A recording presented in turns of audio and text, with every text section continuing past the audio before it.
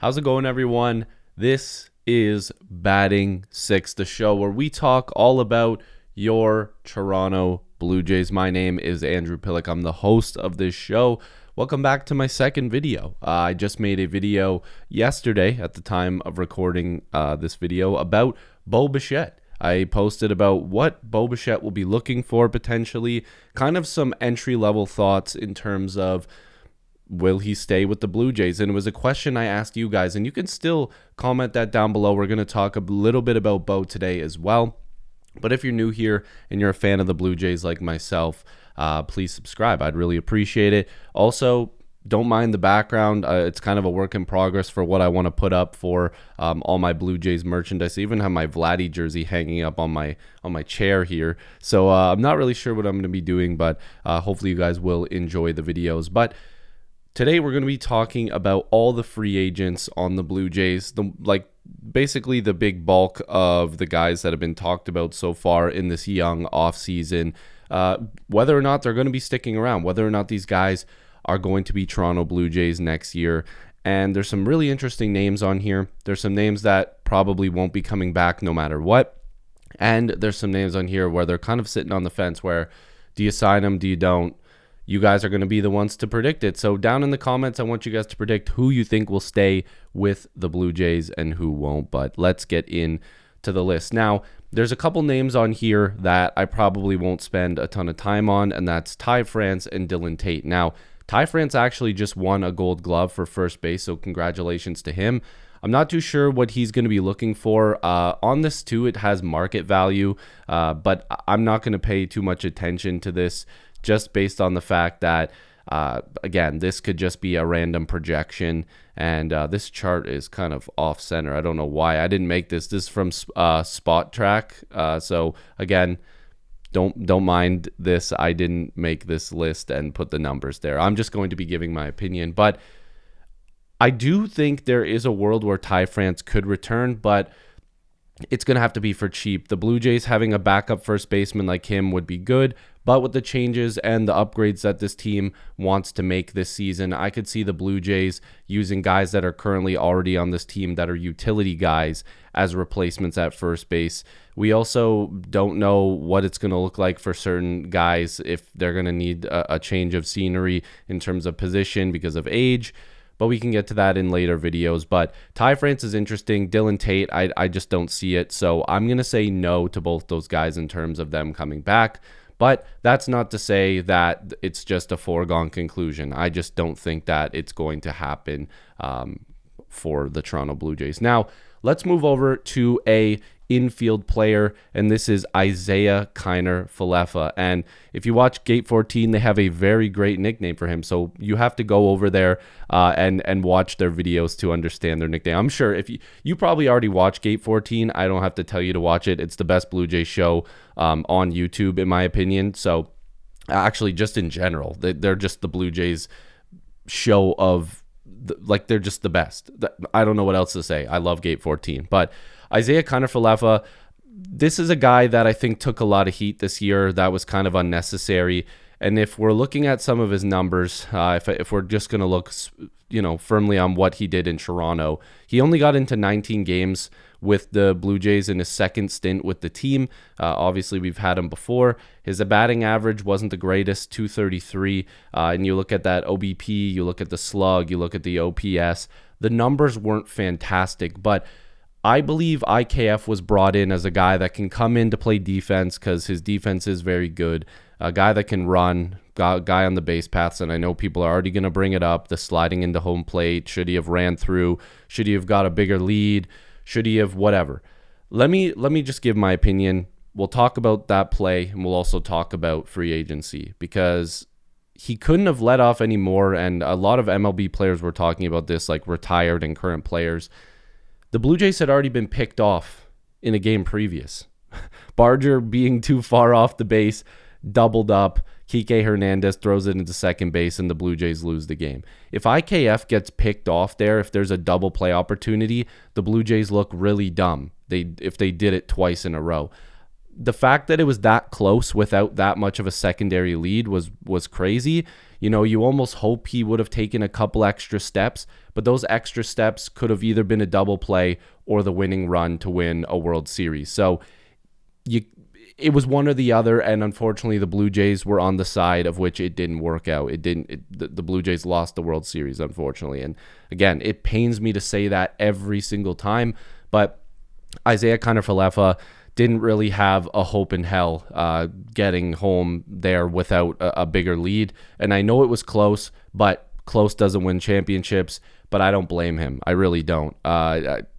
He could have got picked off. I'm not going to blame the guy. But in terms of him coming back, I could see the Blue Jays bringing him back.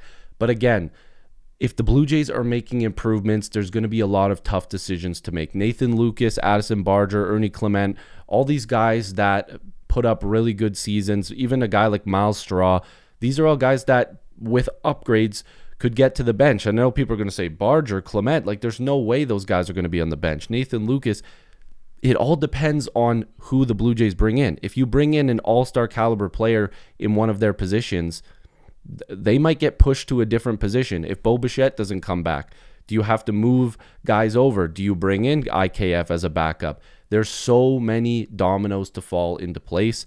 But again, with the guys that the Blue Jays already have, I'm wondering if Isaiah Kiner-Falefa is going to be a name that they circle back to later on in the offseason in terms of like, okay, if we need a guy, we're going to grab him. But I do expect IKF to get a contract from an MLB team. This is an MLB caliber fielder. He's a great fielder. He can run the bases. He can still hit the ball, just not at a great or elite level, obviously, or else we'd be talking about him completely differently. So IKF, I'm kind of on the fence, but I'm going to say there's a chance he comes back as a late in the offseason kind of addition as a bench bat or a defense first type of guy, which I wouldn't hate as long as it's cheap. I'm not paying that guy a lot of money. So what did they even have as his market value? $5 million. No, his last AAV was 7.5. I guess it would probably dip, but if I'm the Jays and he doesn't have a deal, I'm like, look, we'll give you like $4 million or $3 million and call it a day. But I think he could get more than that from a worse team, to be completely honest with you. Now, let's talk about Mad Max. Let's talk about a guy that made Blue Jays fans very happy this year when he signed. It was kind of like a nostalgic, like, man, we're going to have Max Scherzer in a Blue Jays uniform. And you know what's crazy is I kind of like can't picture him not wearing the Blue Jays hat. Like I kind of want this guy to come back, but I honestly think the Blue Jays are going to be choosing between Bassett and Scherzer. And I think they're going to choose Scherzer. Or they're going to choose Bassett. My apologies. I think they're going to choose Bassett. And the reason why I say that is mainly because of age. 41 years old, even though he actually did perform pretty decent for the Blue Jays last season. Now, in terms of the regular season, he had a 5.19 ERA, which isn't great. He pitched only in 85 innings, but we weren't really expecting him to surpass like 120 innings. I think a lot of people were hoping he'd even just get to 100 innings. 85 was decent. He had some issues with the thumb, but that ERA, again, wasn't the greatest, but it's something that the Blue Jays kind of expected could happen. Now, this is where it really mattered, was this guy pitched really well in the playoffs. 14 innings pitched, 3.77 ERA, and he pitched in some really big games. Like this guy literally was on the mound for the World Series in Toronto. Like you had Max Scherzer going for the World Series in Toronto. Like really think about that. And a 3.77 ERA in the postseason, and numbers against the Dodgers. This guy put on a clinic of how to finish off a career. I don't think he's done, but if this is like his last big, like, okay, this is my last big shot at like, I'm going to put up good numbers, then he did pretty damn well. I kind of want to look at some more advanced numbers here in terms of like K percentage and walk percentage. Not the greatest numbers. The K percentage wasn't bad, but again, the walk percentage wasn't very great. At 6.4. There's a lot of different things you can look at when it comes to pitchers and hard hit ball percentage. These numbers all fluctuate throughout the season, and if he doesn't have the biggest sample size in 80 innings, but this is just a guy that I think at 41 years old gave you decent numbers. He gave you things that he could control, and I was very happy to see Max Scherzer in a Blue Jays uniform. I would love to see him come back. Like, I'm one of these people that I would love to see him come back and run the whole team back and then add on top of that. But I also don't write the checks. I'm also not the guy that gets to go, yeah, no, that's what we're going to be doing. We're going to just, I don't know what that noise was. My apologies. I'm not one of these guys that's just like run it back just because and it's gonna work and whatever. But I would love to do that. I would love to have I would love to have everybody back. And in terms of the walk percentage, I should say like 6.4 isn't that bad. It's not the worst actually. I think Sir Anthony Dominguez actually had a higher walk percentage than him, but Sir Anthony Dominguez had actually like not the greatest. Yeah, no, he didn't have the greatest walk percentage, but I think Scherzer actually had a better one. So, I mean, hey, we're going to be talking about Dominguez in a second here too, but I actually really liked the way that Scherzer pitched in his limited time here. But again, I'm spending too much time on one player. I just wish him the best, and I hope that he comes back, even if it's like for a cheaper role and in terms of like maybe in the bullpen. I don't know. But I'd love to see Scherzer come back. I just don't think it's going to happen. Let's move over to Bo Bichette. And the reason why I want to move to Bo is I kind of want to just give some basic numbers here, because if you want to hear my advanced thoughts on Bo Bichette, I made an entire video just on Bo Bichette, and it's posted on my channel right now. So go and check it out. It's the only other video on this channel right now. I'm going to be posting a lot more, but Bo Bichette, he had a good season, even though he had the injury. He played in 139 games. He had 18 home runs and 94 RBIs. He was having a really, really good year. He walked a little bit. He walked a lot. And his average was 311, not bad. The OBP, the slug, and the OPS is always really good, as Bo always gives you those really good numbers. But again, this is a guy that's going to have a lot of suitors in free agency. I want him to come back. I still think the Blue Jays will ultimately be the number one choice for him. It's just whether or not the Blue Jays are willing to fork out that money that he's going to be getting, because it's going to be like over 200. I think it's going to be 220 million at least. I think this is going to be a bidding war for Bo Bichette, and we'll have to see if Roger steps in again, because they stepped in with Vladdy. Let's see if they step in again. So again, if you want to hear more about Bo, go watch my other video, please, and thank you if you'd like to go see it. Now, let's go to the bullpen. Sir Anthony Dominguez, okay? This was a guy that the Blue Jays picked up, 30 years old. I actually really like Dominguez, and I kind of hope he comes back. I think he's a guy that definitely still has good value. If we look at what they're projecting for him, they're saying he's going to get $10 million. I think the Blue Jays could probably stomach anywhere from $8 to $10 million. Again, you're paying for a high leverage reliever, and he came in during a lot of big spots. With Toronto, he had a 3 ERA in the regular season. He pitched 21 innings, and he actually wasn't that bad.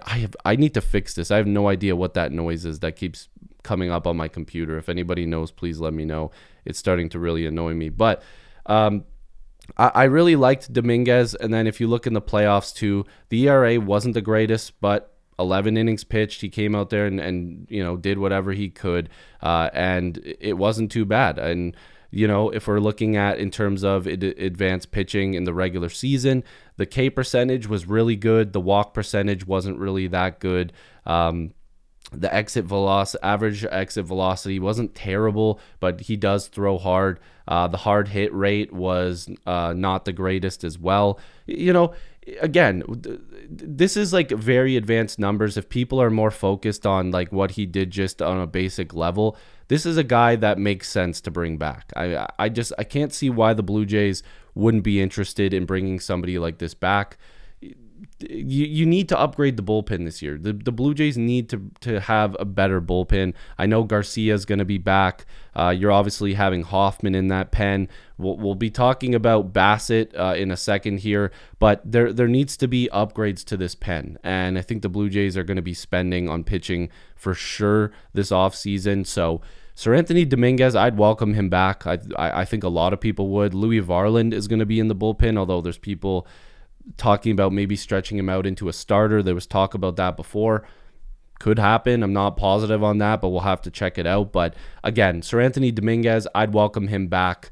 And I think that he is a welcome addition to this team. The last person that I'm going to be talking about is somebody that's been around for a bit with the Blue Jays. He's, I would say, part of their core in terms of people that came here and bet on the Blue Jays and signed with this team to try to ultimately win, and we came so close.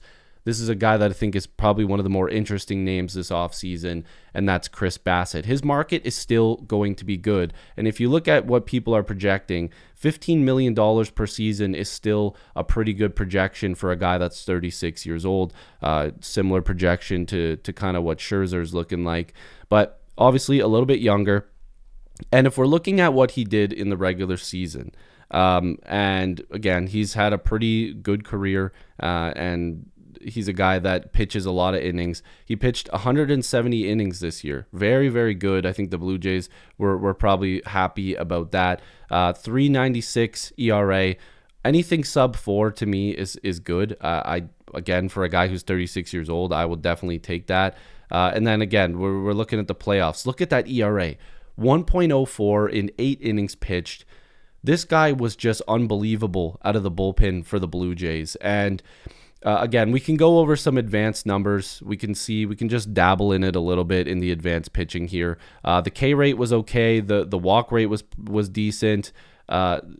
A good numbers. I'm not gonna lie. This guy was a good pitcher for the Blue Jays. I wanted to see his WAR. He had a good WAR this year. Not the above average, I would say, especially for pitching. Again, I'm not an expert when it comes to those advanced numbers and WAR, but anything over 0, I'm definitely taking. I don't want a negative WAR. This is a 2-win guy. But Chris Bassitt, vibes. Again, you don't pay for vibes, but that matters to me with this Blue Jays team. I feel like they were all about the vibes and the good feelings. Bassitt, I'd love to have him back. If you look at the rotation, Gausman, Savage, Bieber coming back if he didn't accept that qualifying offer, or sorry, the player option, we would have been talking about Bieber in this video as well. But you've already got your 1, 2, 3 guys. Barrios is a question mark. Is he going to be coming back? Apparently he is. I want to see Barrios back because he eats innings, but if they can trade him, I guess maybe, but he eats a lot of innings. He had never been injured until this year. Weird situation going on there, but Bassitt eats innings. He can go to the pen if you need him to. Maybe the discussion with the Blue Jays is that maybe there's not a spot specifically for the rotation, but we will pay you to come back because you'll have a spot in the bullpen. The velocity looked good after so much rest for him. I'd love Bassitt to come back. It's just going to come down to what he looks at himself as like a starter. There's no way I'm going back to the pen. Or if he looks at like, look, I'd love to come back to this team, and it seems like he does. Everybody wants to come back according to the reports. It's just whether or not they have the money to do it, and if they want to bet on paying these guys to just come back and run it back and try to make more upgrades on top of that. But I think Bassitt could come back. It's just I don't know to what position. What is he going to be, a bullpen guy? Is he going to be a starter? Could he be both? What's the money? Again, it's the years and the dollars. That's what is going to be the difference of what Chris Bassitt coming back to this team. And I know it sounds so simple, but if it's too much money, the Blue Jays might find somebody cheaper that they believe is, younger with higher ceiling or something like that. And essentially, if you sign Bassitt and you promise him a rotation spot, who are you pushing out of the rotation? Are you gonna keep pushing Barrios out? Are you gonna take Savage out? Not a chance. Gausman, no. Bieber, no. So if you get Bassitt, you've already got 5 starters. Something's got to give. The Blue Jays are probably looking at another high leverage starter, a high AAV, high money, high dollars starter. So there's a lot of question marks. I've been talking for way too long. I thought this video was going to be like 10 minutes. It's going to be like 20 minutes. So hopefully you guys enjoyed watching this video. Again, I'm trying to make a lot of Blue Jays content. If you don't like my style, please let me know down below. And again, this is just how I am. I like having conversations, like we're just chilling, just talking baseball. and I'm holding this baseball because I miss it. I still play baseball, I play softball. I played baseball pretty much, most of my teenage and like college years, but not at any high level. I just had fun playing baseball, and I love talking about it and just reminiscing on the Blue Jays this year. So hopefully we get some guys back, and hopefully we make some upgrades, and that's something that the videos are going to be very, circled around this off season is what's next for this team. So if you're new here, make sure to like this video and subscribe. This is Batting Sixth. I'll see you guys in the next video. Peace.